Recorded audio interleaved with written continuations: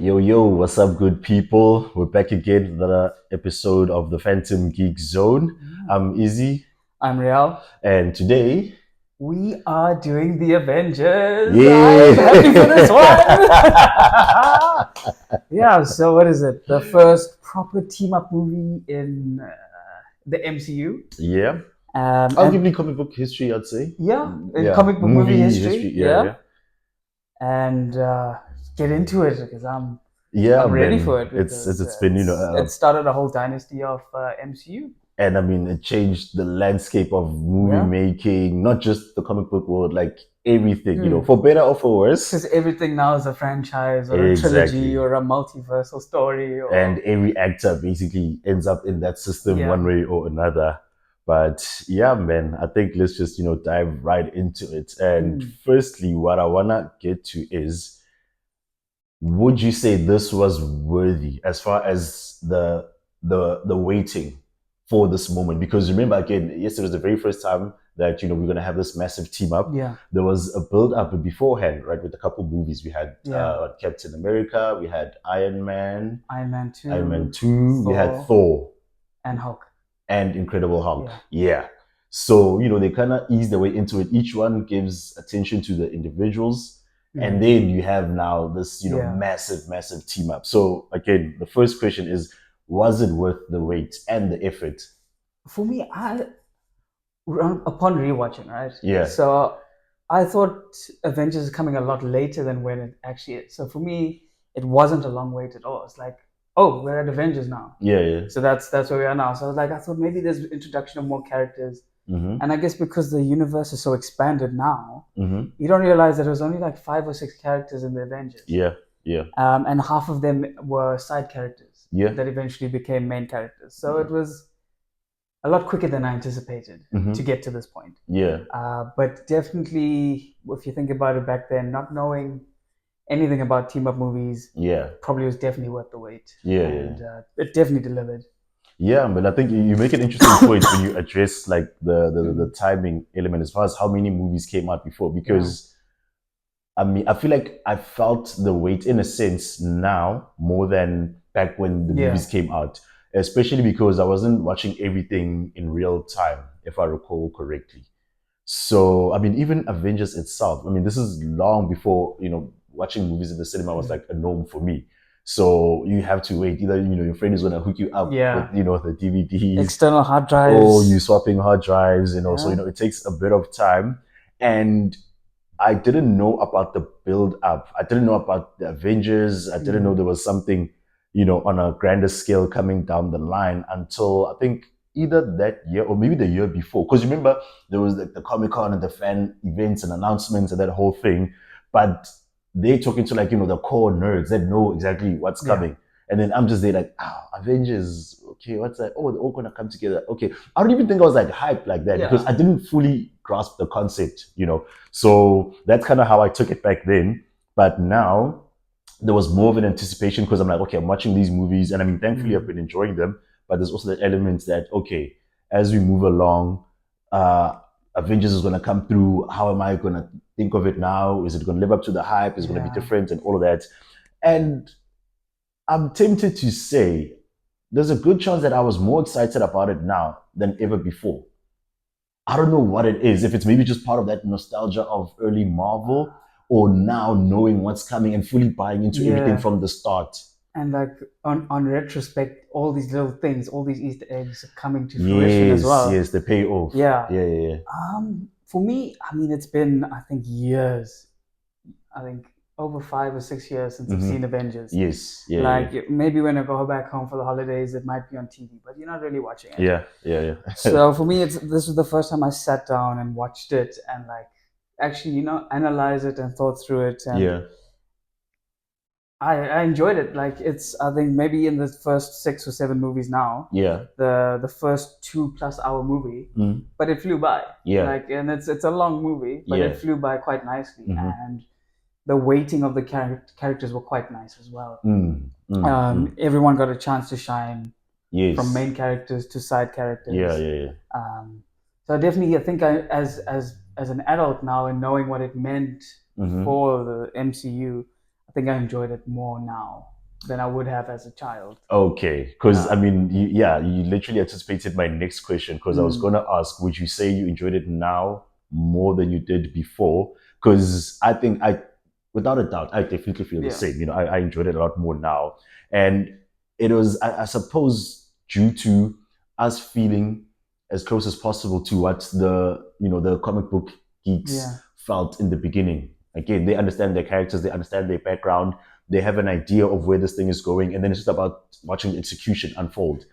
So for us, because we've already seen these movies, we know where it's going, but now there's a bit of an intentional focus the way we're watching it. Aside from the fact that watching because you want to review, but you're dissecting it as a fan as well. And even in the moment when you're like, when I'm watching, yeah.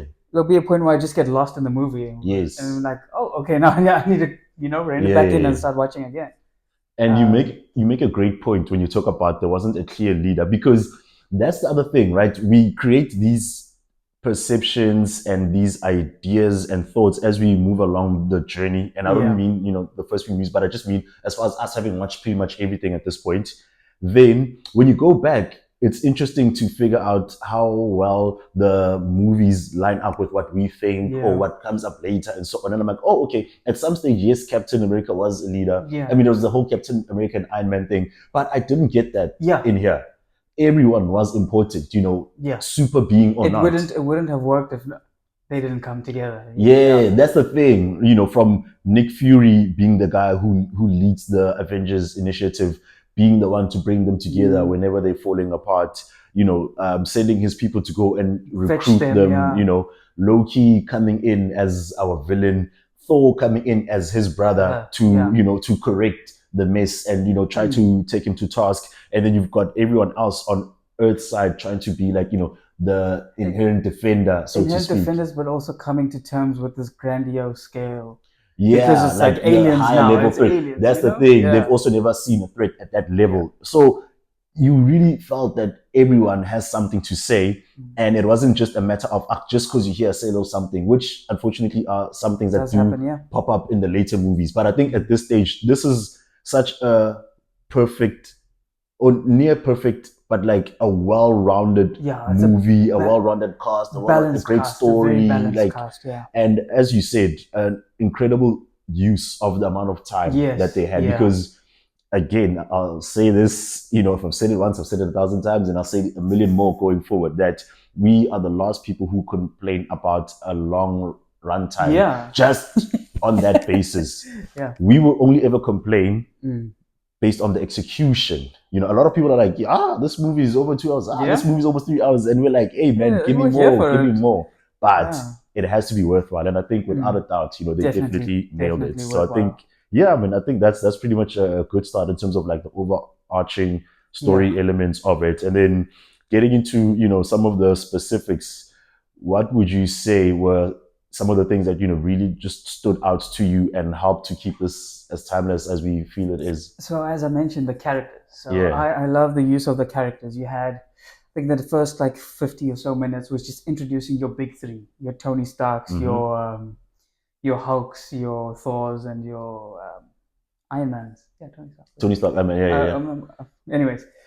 So introducing those characters, we've got their backstories, but we get a little bit more just where they're at this point, and if they're buying in or not. Because initially Tony was like, "Oh, you guys didn't want me, now you want me," and then Captain A is working through his stuff because he's a man out of time. So 70 years out of time, everything's changed, and then obviously Hulk coming to terms with, or Bruce Banner being introduced to us as Bruce Banner, not the Hulk. But everybody hyping him up as the Hulk. So I think they gave everybody enough time. I think that first hour or so, they established everyone's roles, and that was amazing.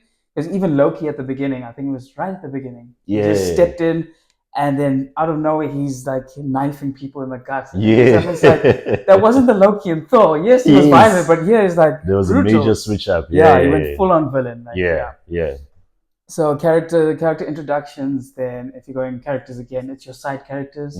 So like Pepper had maybe like 1 or 2, maybe 3 scenes at most, but it felt like Pepper. But if you look at the later movies, she's just like a placeholder. Underutilized. Underutilized Yeah, placeholder. it's like you're in there for the sake of being generic, in there. Yes. Then you've got Phil Coulson. He's my hero. Come on, man. Yeah. The man had like 5 or 6 scenes, Mm-hmm. not even maybe 30 seconds to a minute each. Mm-hmm. And he stole it every time. Yeah. Nick Fury, and then Natasha as well. Mm-hmm. They really maximize their time, and their characters fit into the story quite well. Mm-hmm. Nick Fury being the overarching father, and you might think he's your enemy, but he's actually your biggest fan. And you don't see what's going on behind the scenes, which I thought was pretty cool. Mm-hmm. And also just him realizing that he had to gaslight all of them to get them to become a team. And then Natasha as well. We always know she's like a great spy, but here you got to see it. Yes. From the intro scene where it's like, I'm getting all the information from him. Yeah. This food is giving me. It's giving me all the information, and she's tied up, doing nothing. And just to switch up and be like, okay, now I'm beating you all up now. Yeah. And then for Natasha as well, whereas she outsmarted the God of Mischief, which I thought was fantastic. It was like a nice switch up there. So everybody were well-written characters, and it all fit nicely into the puzzle. Yeah, man, I couldn't agree more. And I love how, particularly with the fact that we've met pretty much the entire cast beforehand, save for a couple people here and there, it wasn't a matter of trying to reintroduce them, but rather giving the motivation as far as why they're going to end up joining the Avengers. I mean, firstly with Loki, the first thing we see with him is the Dothraki, right? No, that's Game of Thrones. Chitauri. Yeah. My bad. The Chitauri that have recruited him, which again bridges the gap, so to speak, in terms of the Loki we last saw in Thor, who of course got sucked into the vastness of the universe. What is it? The god who can influence everyone is getting influenced. Because now these guys are like, hey man, we're trying to. I mean, at the end it's revealed that they're pretty much working for Thanos. They keep referring to him as him, and so there's like someone in the background with a grand plan. And the grand plan essentially being wanting to take over, not necessarily take over Earth, but infiltrating Earth to collect the Infinity Stones. The Infinity Stone. The what's that blue one? Tesseract. And the Mind Stone. So they wanted to go and get that, but they need someone to create a bridge in order for them to enter Earth to begin with. And they're like, who better than Loki? Because again, the big guy, being Thanos, he's watching everything as it unfolds. And that's the thing I love about this movie, is that it helps to not only tie everything together within its self-contained story, something which we need to highlight as far as how well that works. As much as it's not only a sequel but a team up and a coming together of all the prior events, but on its own it tells a great independent story as well. But again, for those of us that understand the connection to the rest of the universe, it's a matter of Loki was chosen not randomly, but because he's just a guy who has enough of a gripe to want to go ahead with this plan. It wasn't a matter of, we're blackmailing you, we're manipulating you per se. It's like, hey man, look, we were on the same side, we got the same motivation, you got the tools we need, let's team up, So now you understand that, oh damn, as much as Loki, we always said, wanted to be loved and wanted the adoration, from his family, he's kind of gotten to a place where he's accepted that, what, if I'm not going to get it, I might as well go all the way. The other way. It's that classic line, you wanted the animal, you've got him. Even though it's not necessarily the case, but it's just how he decided to, work out his issues. And he's like, if I can't take Asgard, why not take the entire universe? Because this is what, these guys are essentially allowing for. Take what my brother values so much. Earth. So he's like, we're going to start off there. But it also happens that, this is where the Tesseract is based. So again, establishing motivation, which is something that I've spoken about quite a lot in terms of whatever happens, cool, but we needed to be well motivated, and well thought out and executed. And I think on all fronts, they definitely did that very well. I love how they didn't go with the cliched approach of, oh, our Earth is being attacked, let's bond together. And, at the same time, they are who they are. They have their egos, they have their differences. And you could see that on the helicarrier. All of that just coming to the fore. Loki coming in and just, pulling the thread. And I think even on a storytelling level, just the genius of having them in a confined space I think when adds to the tension. When they were all in the room, Yes, yes, but even just the helicarrier itself, it's not like we're in a base in a desert somewhere where there's a lot of openness. You're like, no, and there's we're no tightly danger, confined. So now there's no room for the issues basically to be swept under the rug. Yeah. It's a matter of whatever's on the table, we're gonna lay it on the table, we're gonna face it directly. I mean, how many times did Captain America say to Tony, put on the suit, Yeah. like he was ready to just, go at the one him. they were hyping up the whole movie is like, he's gonna turn.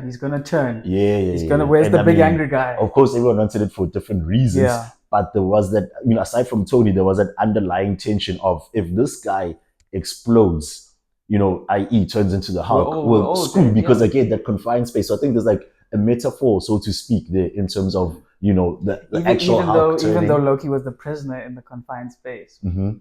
But he wasn't actually the prisoner. He was the, you know what I mean? He was the mastermind, essentially. Whereas the people who were free because were he's actually just the pulling ones trapped. the strings there. And so as I say, like that metaphor with the Hulk is like that underlying green monster is representative of the underlying emotions as well with everyone else. But the green monster is jealousy as well. Which of course is what Loki is also filled with. So I think, man, there's like multi layers to this thing, which is just depends how deep you want to go. Yeah, man, like it had me so excited watching this again. I was like, no, man, you guys, look, you did an amazing job on every level, and I can't help it. I think this is definitely something that's going to come up a lot. But the more elements I enjoy about the old Marvel days, the sadder it makes me about the current state. But I think that being said, there's a lot more, man, great things that happened. I love how there were so many.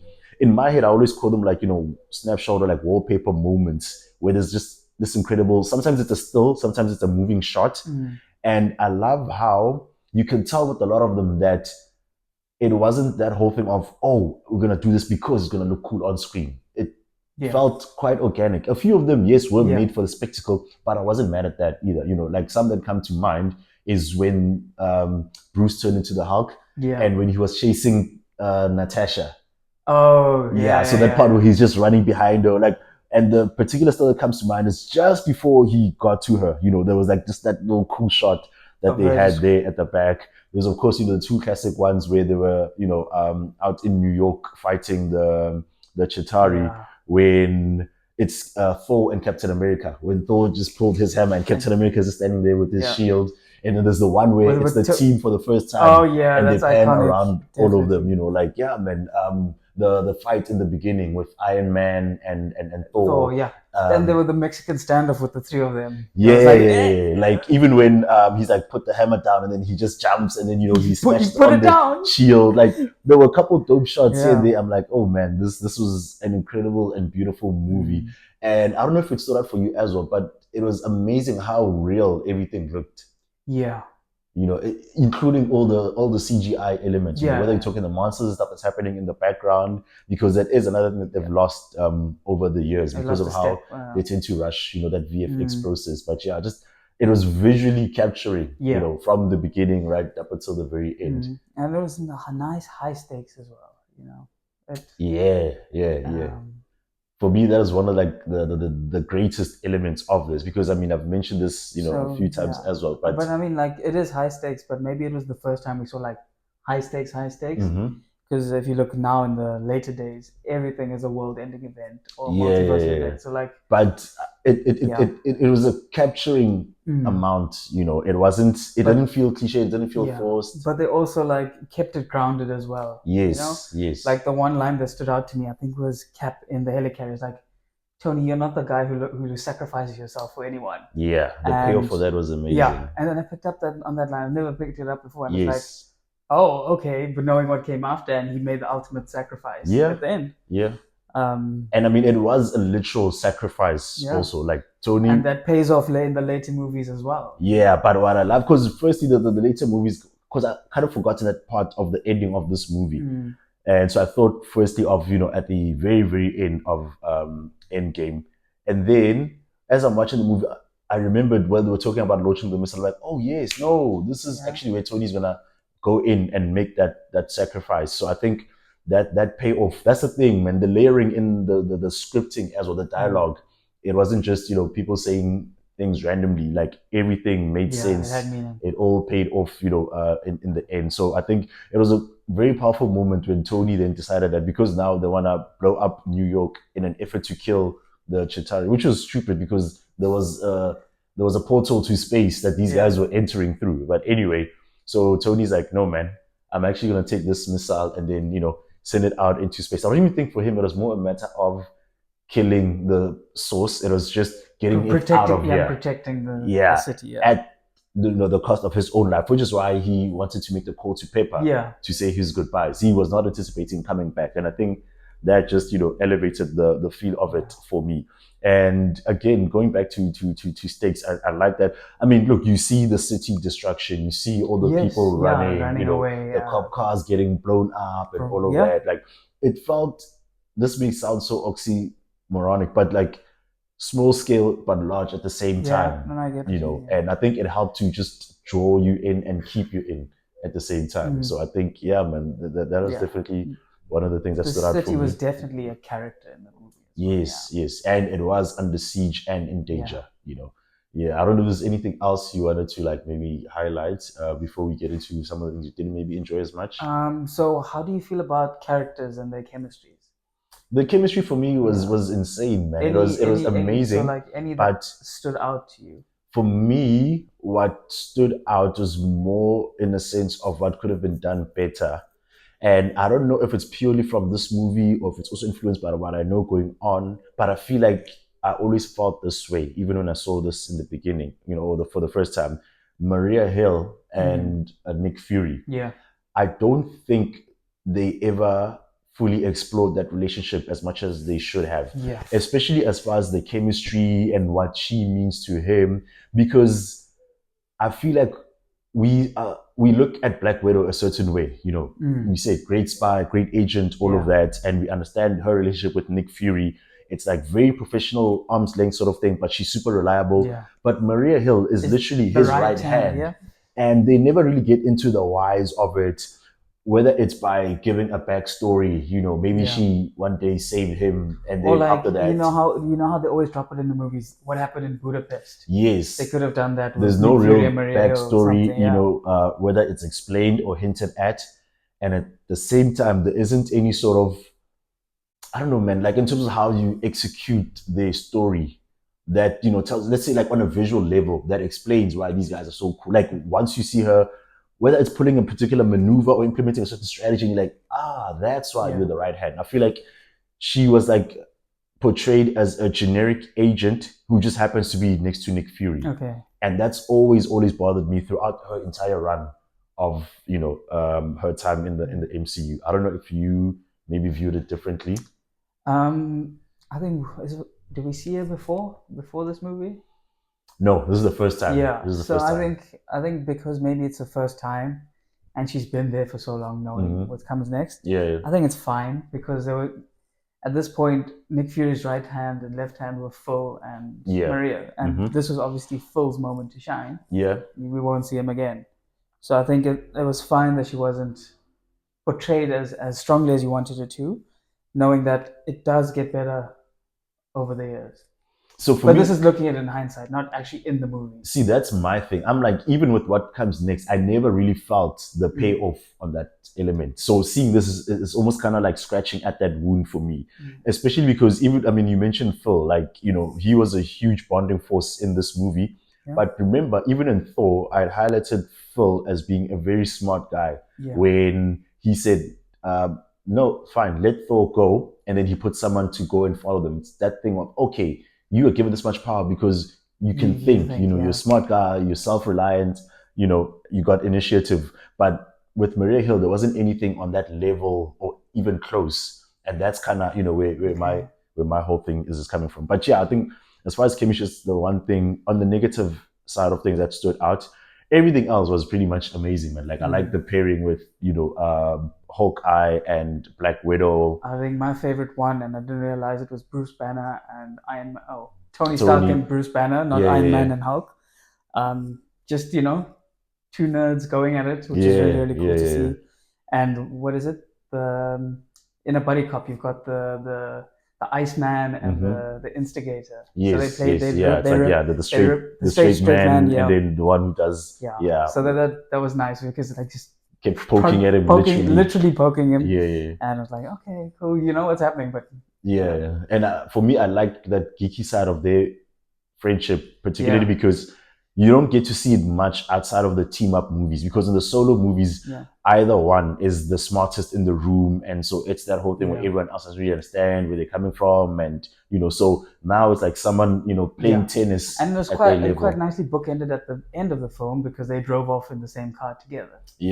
So that was quite nice to see that. Okay. And I mean, Hulk was the one who brought him back to life, and you all think that it's Thor flies, you're gonna get him, and he just and then Hulk goes, catches him, and and even the whole thing of Tony, yes, he was poking him for fun and whatever else at the beginning, but even when the battle was about to begin, not even having started, he kept going, yo man, where's Banner, like he just had the thing where we're gonna need the Hulk in this thing, like it's just inevitable. So I think the fact that they fleshed the relationship throughout the movie was done in a dope way. And it is but I think those are pretty much, especially like with Hawkeye and Black Widow, and then Tony and Bruce. I don't think anyone else had that type of a chemistry thing. Like generally, yes, they all shared. Obviously, you can see Cap and Tony are always butting heads. But we understand that's the nature of their relationship. Yeah, and especially when you understand the motivation. Remember, Tony said, that's the guy my dad's been bragging about. Yeah. So there's a jealousy that Tony had, because remember, he's always had issues with his father putting work above him. And then when Cap then becomes the embodiment, the personification of that idea, and that inherently creates some friction. And I guess also Cap always like coming across as, I know I'm better than you. Yeah, because these guys are leaders in their own respect, right? Tony, he's the head of his own company. He, does whatever he wants with the whole Iron Man thing. Captain America is a literal captain. And these army guys, they tend to be very, on the straight and narrow, straight and narrow, and tend to be set in their ways. So it's that thing where it's like, hey man, people listen to me when I speak, but then this guy, he's out here challenging me. Not only is he challenging me, in what world is he actually qualified? Just because he's some high-tech nerd. So I think, those elements in billionaire, philanthropist, playboy. And it was like, take off the suit and what was this? Like, everything that's special about you came from a bottle, So man, those elements there.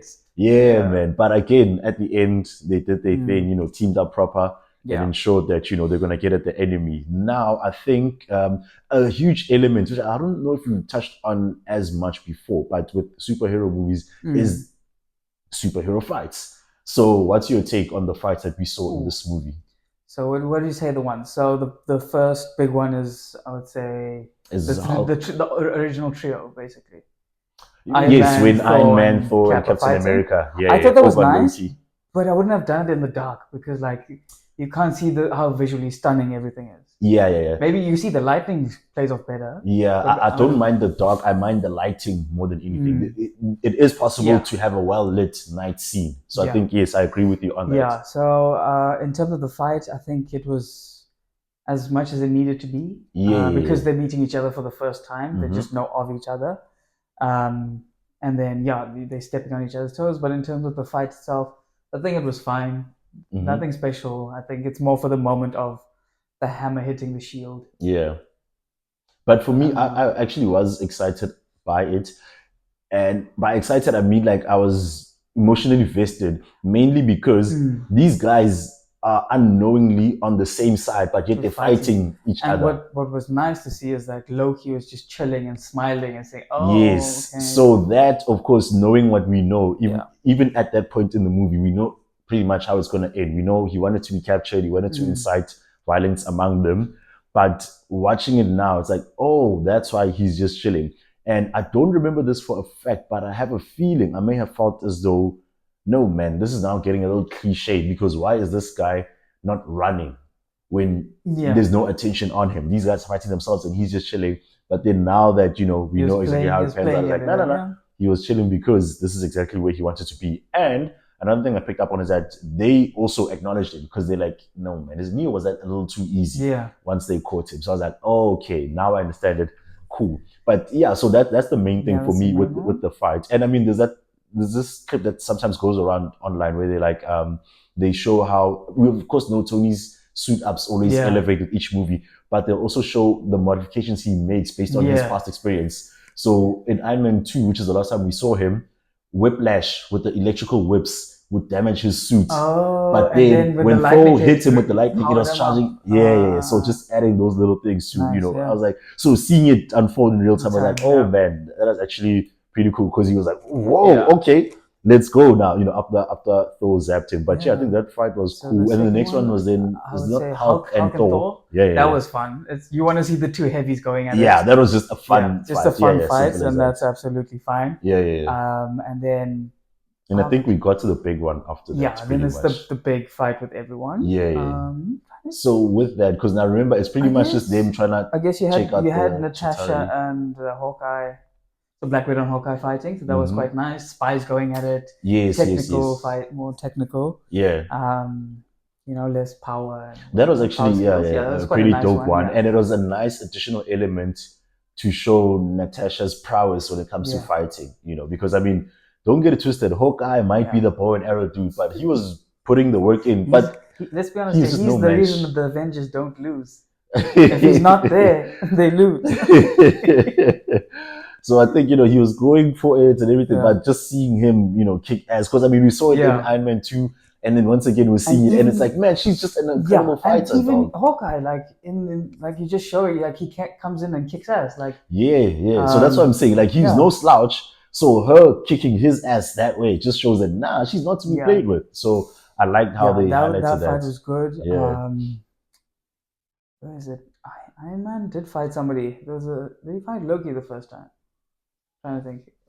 I remember this is in the beginning where they were like capturing him, and then at the end when Tony was buying time to suit up, they didn't really have a fight there. It's more of a conversation. He was just stalling so that he could go get his Tony next suit. replaced his suit quite a few times in this movie.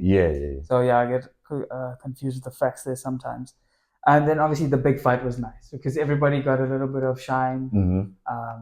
From Hulk literally just turning angry and just beating a Chitauri worm. I don't know what they're called. You know what I mean? Just giving it that big one. Just that. I mean, hey, as Cap said, Hulk smash, and that's exactly what he did. So, that one again, even visually, like the way they shot and showed the whole thing, man, came over and it was incredible. That one, I mean, Tony got his time to shine when he went in. He said like, he's like, hey, Jarvis, you know the story of Jonah? The tale of Jonah. He's like, sir, I don't think he's the best guy for inspiration in this moment, and then he just goes zoom right through. That was pretty incredible as well.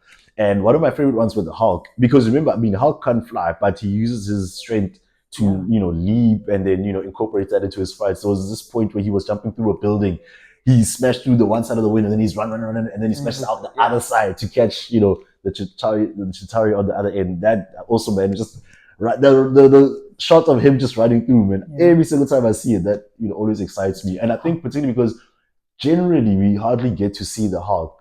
So the moments where he's just shown shining and doing his thing, it's always just incredible. So I wanted to ask you, how do you feel now about Mark Ruffalo? Because this would have been the first time. Yes. The recast. The first time we see him. He does do a great job, but I always have to say, Ben, for me, he's a great Hulk with a little asterisk, because I love Edward Norton's Bruce Banner portrayal so much more. And I've always said Ed Norton's small stature, for me, acts as a sort of metaphor for the contrast between him and Hulk. Even if you think of the Incredible Hulk poster, it's him in the front and there's Hulk in the back, So he's short, he's tiny, he's scrawny. Like, man, he just fits the bill so much. The unassuming. Yes, I've always loved that a lot more. And so that's the thing. It's not a matter of one did a bad job versus the other. I mean, we already have an example with, Terrence Howard and Don Cheadle. You said Don Cheadle's miles ahead of Terrence Howard. But I think when it comes to both guys, they did a great job. But it's just, for me, a personal preference thing, because aside from the Bruce Banner portrayal, the Hulk's look, I love Ed Norton's one. Ed Norton's Hulk, he was classic Hulk. And he just looks more menacing. Yes, he looks like an actual wild animal, because now you put, because this is the first time they use like the motion capture thingy to, incorporate into the Hulk's movements.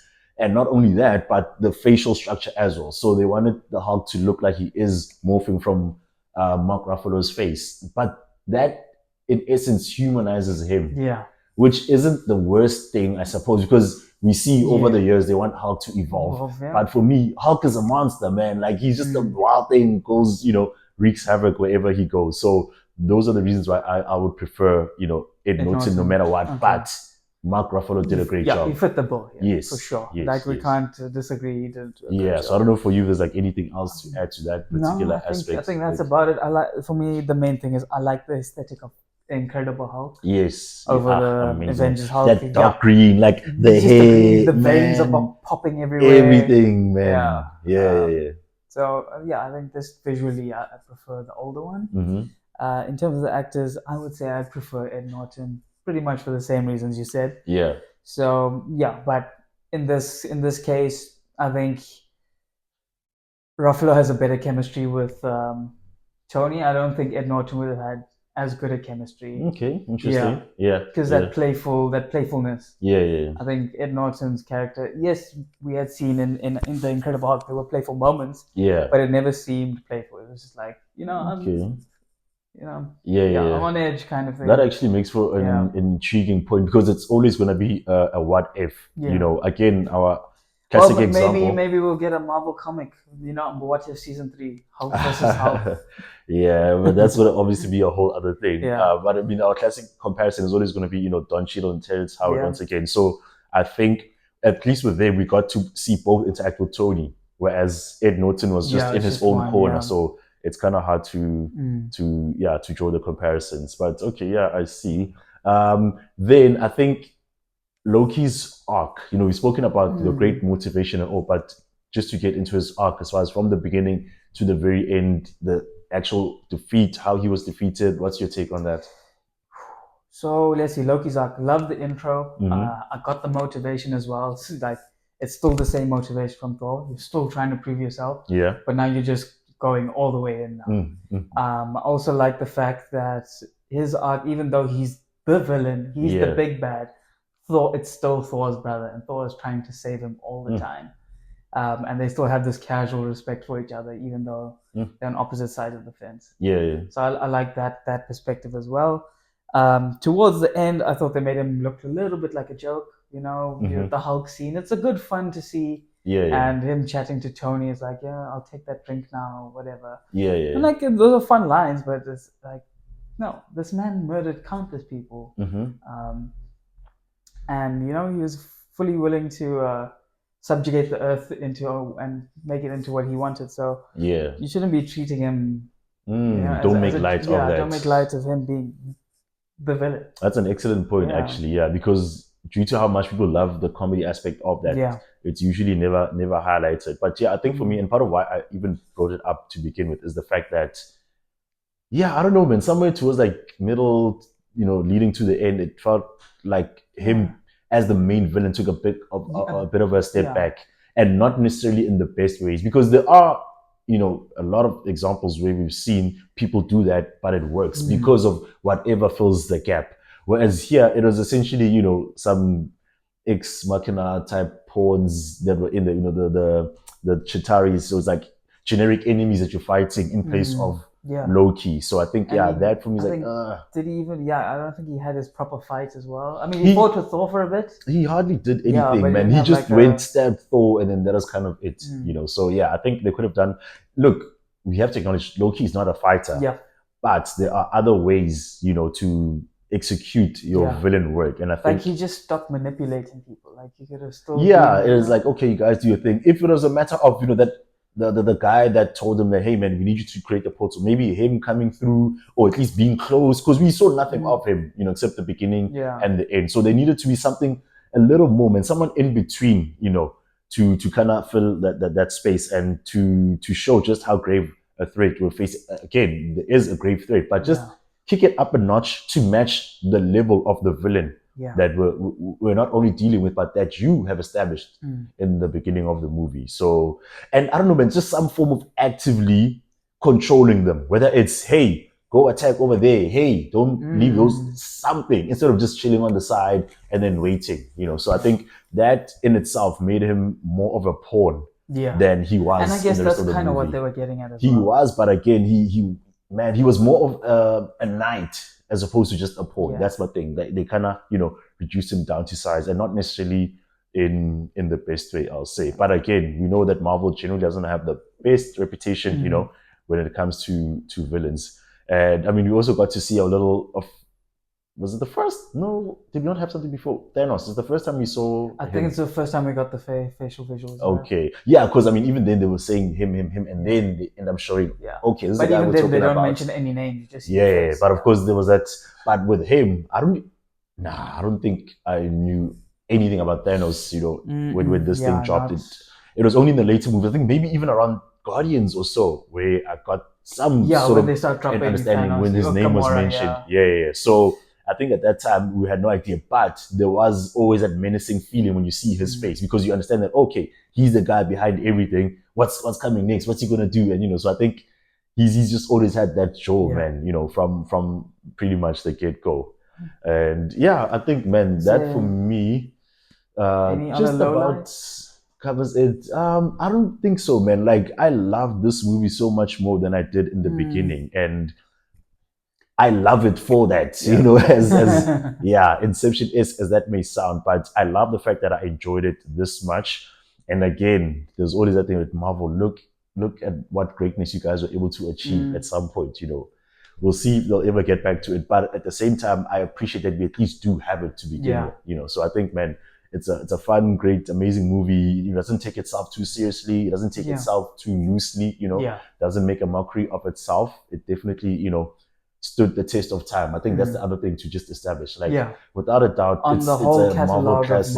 Man, it's a Marvel classic. And something we've actually, I've forgotten to get back to our two previous reviews is the rankings. So I think there's been such a long gap. I don't know what the rankings. No, I have a pretty good idea. I mean, obviously, Iron Man is going to be at the top. So it's Iron Man, we had Captain America, and then the other movies, right? Not necessarily in order now.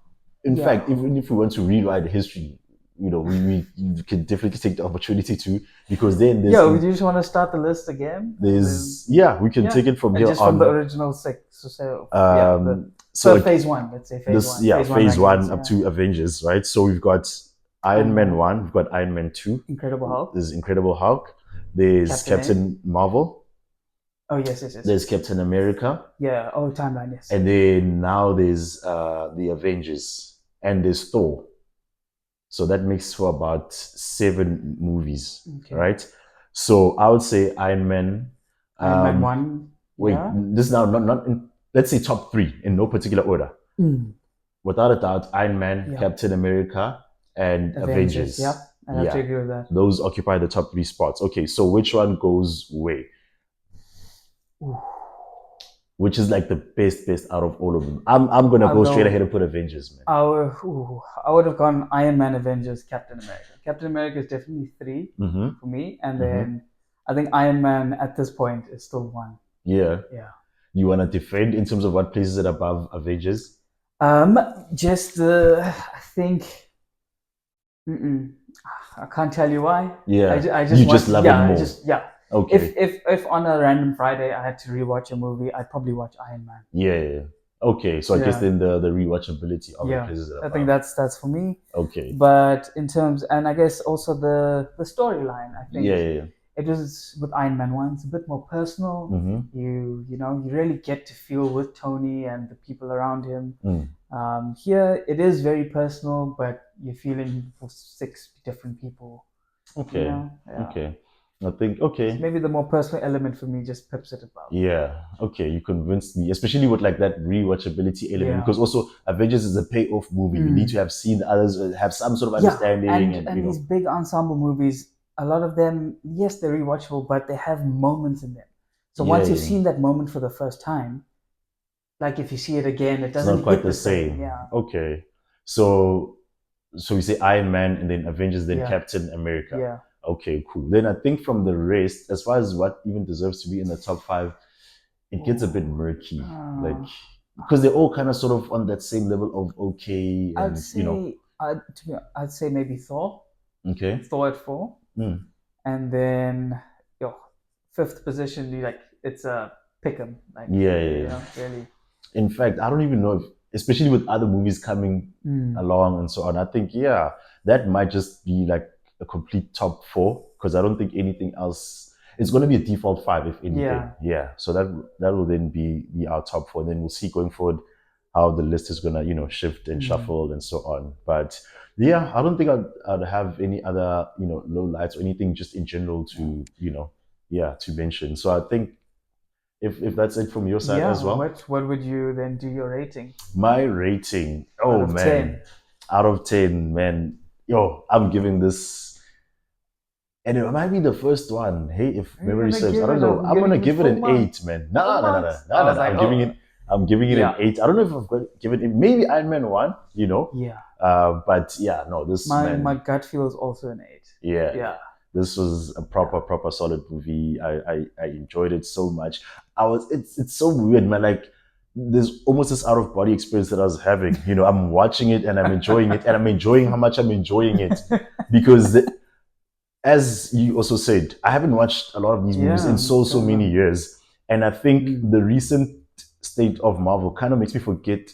Look, I know how great the other movies were, but I don't know if I know how great they are until I watch them. Yeah. So as I watch, I'm like, yeah, man, they're a lot better than I had even imagined. So there's almost that dread kind of going in, like, ish, okay, I'm gonna watch this thing again. Plus, I mean, as you said, when you watch certain movies or moments, they don't hit the same anymore. So I also felt like, I'm just gonna be, going through the motions on autopilot. But I'm like, no, I'm like, fully locked in. So this for me, without a doubt, is definitely, an 8 out of 10. Yeah. Great, amazing job actually. Really well done. To Marvel. Yeah, man. And yeah, so I'd say that pretty much then brings us ties it up for Avengers to the end of this review. And then keep your eyes glued, we'll keep the series going. But yeah, until then, as per usual, man, catch us anywhere, the Phantom Geek Zone. Send us, your comments there, hit us with a like, hit us with subscribe, follow us on Instagram, and then we'll be sure to drop, some more incredible reviews going forward. Right, then, peace out. Catch out the next one.